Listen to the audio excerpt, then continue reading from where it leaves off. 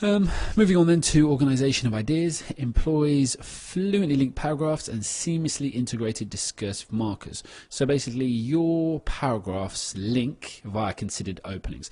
A discursive marker is basically a point in an essay or a piece of writing, should I say, that just invites us to move on or can kind of twist where we're going. So it would be like also, however, etc. Firstly, secondly, you know, they just kind of give us a point, we know where we are, and then we can move on from that. So thus it's marked. But for our purposes here, they're going to be quite simple. Firstly, secondly, thirdly, it doesn't show much thought, it's not original enough, and it's just not sophisticated.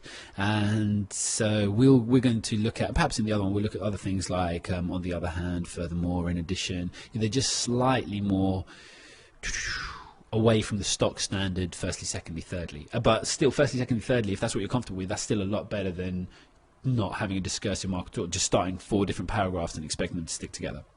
Uses a variety of structural features, for example, different paragraph lengths, indented sections, dialogue, bullet points, and in an increasingly inventive way.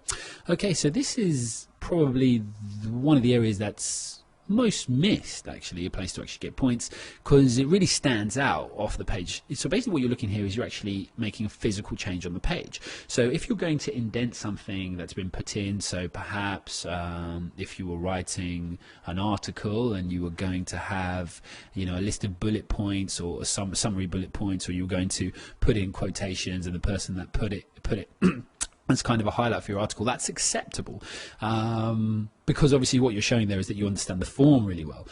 Obviously, it has to be wielded with real extreme caution. You have to know what you're doing to do it properly. So bullet points are a very good example, and I suppose different paragraph lengths. Obviously, you know that you're going for something really hard hitting with a short one, so that's good. And obviously, the examiner wants you, as it's put there, in an increasingly inventive way. So basically, it has to look like it's a good idea that supports what it is you're doing. So yeah, we'll look at different examples of that in another video, but that's what you're really trying to think of there. That structural feature is basically the physical structure, the way it would look on the page. You're not just starting everything over by the line and just going all the way down. You know, you've got bullet points coming in, or you might have a couple of indented sections for a reason. It's not just you start all your paragraphs with an indentation and think that you're going to get marks for it. There has to be a reason that it's actually going to be indented. So it could be like, I remember, you know, I was going, so what's this one? Sometimes difficult decisions have to be made. Brilliant. So say there's been 2 or 3 paragraphs in this one where it's actually just talking about whatever the decision was, and then like it's, you know, the person's gone up to their room and someone's left them a note. So you actually indent that whole paragraph where you read the note. The note just said, you know, I've got to do this, and etc, etc, etc. So say there's 3 or 4 lines there, and it's just indented to make it stand out, and then it would physically look different on the page. I think that's a relevant example. Or, you know, like if you were preparing for a trip, I think the other question, the June question, this is the January question, the June question was,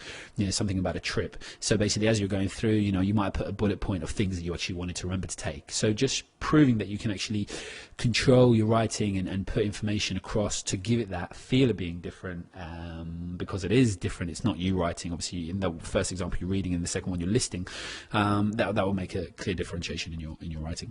And thirdly, you present complex ideas in a coherent way. Now the emphasis there is on the coherency. Everyone has complex ideas, even if they don't. So the only problem is that they don't know how to put them properly. Sometimes they don't know how to put them properly in their own mind. Sometimes they don't know how to put them properly in speech. But in writing, it's harder still. I can only encourage you to practice doing that. Okay, so moving on to the skills section then. Okay, so the first one, uses complex grammatical structures and punctuation with success. So most of your writing will be complex sentences with well-used punctuation. The idea here for a complex, in its most basic form, the way we communicate with each other is kind of made up of something called clauses, which is basically words that make sense. So in its most basic idea, a complex sentence is one with 3 or more clauses. So I went to the shop, stop, that's 1. I went to the shop and bought some carrots is 2. I went to the shop and bought some carrots. When I got home, I realized they were off. I'm going back for a refund. That's more of a complex sentence. So most of your writing is going to be in that vein. That is not an accurate description of complex sentences, but it is sufficient for what we're trying to get across here, because the whole technical aspects of it, you just don't need to know. It's not the way that you think when you communicate for 99% of us. So that hopefully will be enough. And then with the well-used punctuation, the brackets, exclamation mark and semicolon there are slightly higher than simply using comma, full stop, question mark, but obviously your control of them has to be just as good. And I should do a tutorial video on punctuation actually. Moving on then, organizes writing using demarcation accurately. So demarcation is, you can break it down, it's to be demarked, it's to mark out, it's to make clear markings. So what makes clear markings within our work? What capital letters obviously do, with names and starts of sentences. Full stops obviously do, because they actually tell us when we're stopping one thing, starting another. Abbreviations, etc.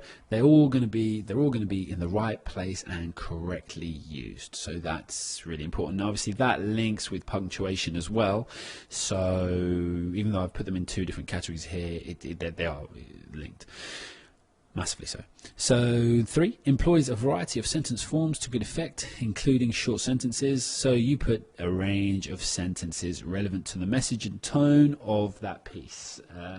Don't just throw short sentences in for the hell of it, which is another error than that person I've just described to you managed to do. Shows accuracy in the spelling of words from an ambitious vocabulary. So the spelling of ambitious words is accurate, and it has to be, sorry, you have to get the spelling right generally, well, 90%, and also you have to have used ambitious words in the first place and uses standard English consistently.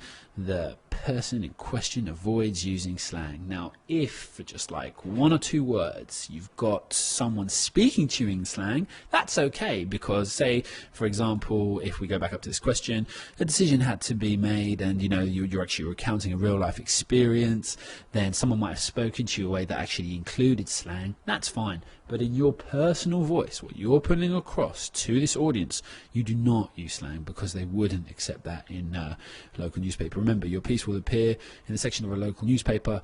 It's not something up on Twitter, etc., where generally it's accepted that the brevity, slang is fine because of the brevity of what you have to get across. So yeah, bear those things in mind. Hope that's a good start on that. Remember, it's exactly the same for question 5 and question 6. If you can do all that, you're laughing. And secondly, I think I'll do a video explaining all these a little bit further so you can see examples of them. And yeah, please watch the other tutorial videos that I did last year on, especially the argue persuade one, because there's a lot of good stuff in there, if I do say so myself. Hope that was of use.